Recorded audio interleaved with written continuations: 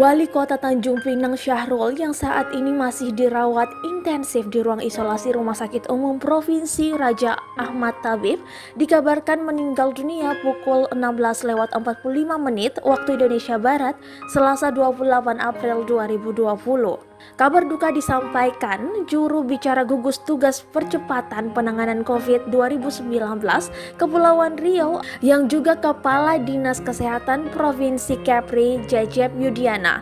Jajep mengatakan kabar duka ini didapat dari tim medis yang merawat orang nomor 1 Tanjung Pinang ini pada Selasa pukul 16:45 waktu Indonesia Barat. Jajep mengaku sebelumnya kondisi wali kota Tanjung Pinang sempat membaik meski mengenakan ventilator sebagai alat bantu pernapasan.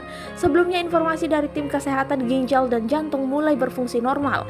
Indikator kondisi Syahrul membaik, yakni ginjal dan jantung mulai berfungsi normal, jelas Cecep.